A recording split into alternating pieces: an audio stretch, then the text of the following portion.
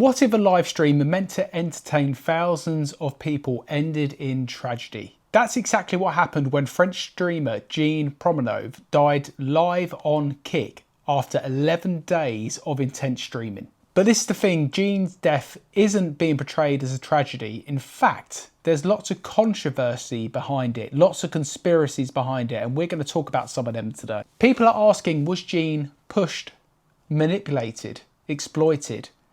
And were these the reasons why he died in front of thousands of people live on stream?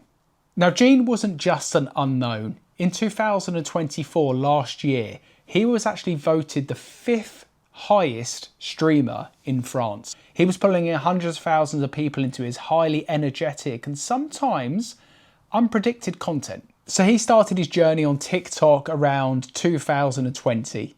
Then he moved on to doing some Twitch streaming, and by 2023, he had become the most watched French streamer on a platform called Kick. His content style, very unpredictable, very chaotic. The content style where anything could happen at any time, lots of games, lots of pranks, etc. And people tuned in because they never knew what was going to happen next. That's what made it exciting for Jean's channel. No one knew what he had planned from one stream to the next. But that unpredictability might have been the thing that led to Jean's downfall. But long before his last stream, Jean was already at the centre of some dark controversy. So in 2024, French media reported on what they called a business of abuse on Kick.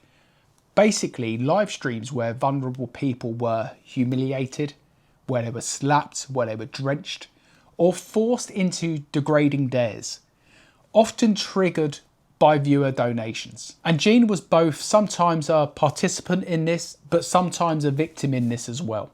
So these were harmless pranks to some, but to some people, some looked like outright violence. And some of the other streamers he worked with, Owen, Safine to name two, were actually investigated by police this year, 2025, for alleged abuse of vulnerable individuals. Jean himself actually hinted that he did feel a bit trapped, and he posted this: "I feel like I'm kidnapped with their concept.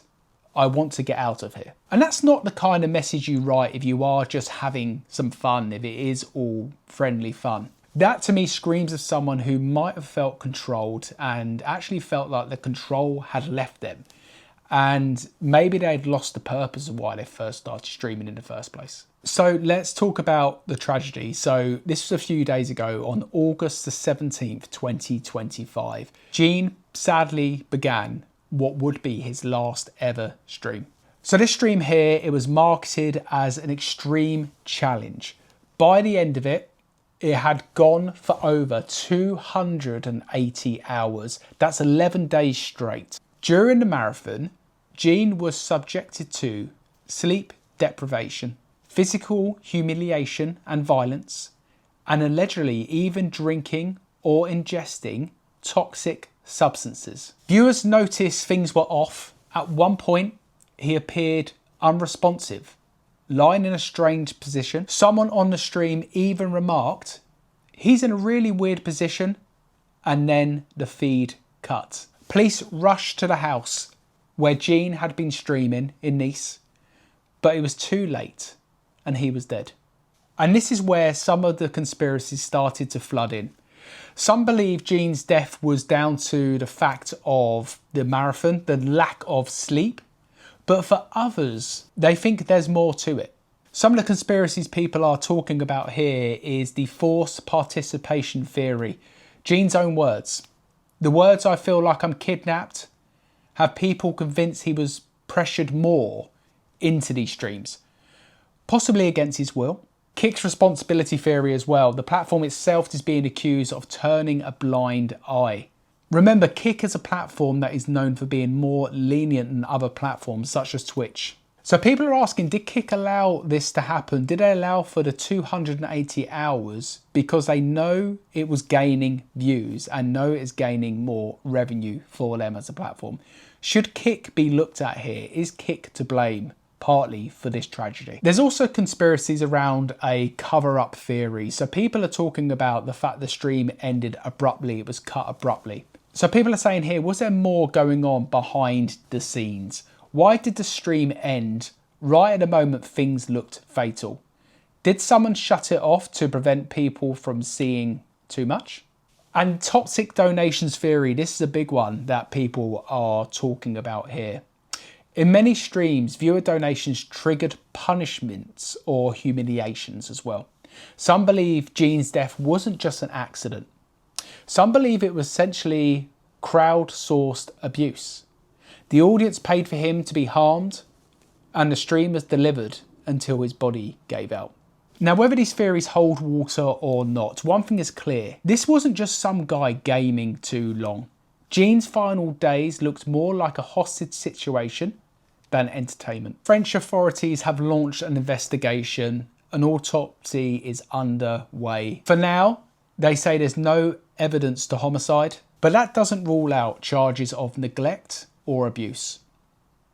Meanwhile, government officials are calling for accountability. They've called this death an absolute horror and warned the streaming platforms can't keep letting harmful content slip through the cracks. So the streaming community has been torn apart and rocked by this. Naruto, one of Jean's closest collaborators, called Jean his brother, sidekick, partner, and begged people not to share the footage. Now, I'm not going to show the footage of the final stream here on the channel, but you can see it on the internet. Huge names like Aiden Ross and Drake have even offered to pay for his funeral, calling out the tragedy. But fans online are still angry, arguing that Jean was exploited for months and nobody stepped in to help him before it was too late. And here's the bigger issue with the culture of streaming itself. Platforms like Kick pride themselves on fewer rules, bigger payouts and more freedom. But when the freedom turns into 11 days of torture for donations, that's not content. That's where, for me, it stops becoming content. And Jean's death isn't about the death of one person. It's about how the creators are punished. How much pressure there is on creators to top the last viral moment, to take it a step further, how far they can push the boundaries, and the fact that platforms reward people for doing so. So I want to leave this with you here. Was Jean's death purely an accident, or was there more?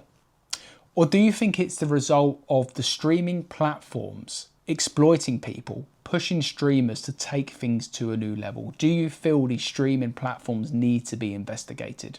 Because this is not the first thing to ever happen live on streaming that has caused death, or that has caused other things as well. Do you believe the accountability needs to be there? Let me know your thoughts. Look after yourselves, and I'll see you in the next video.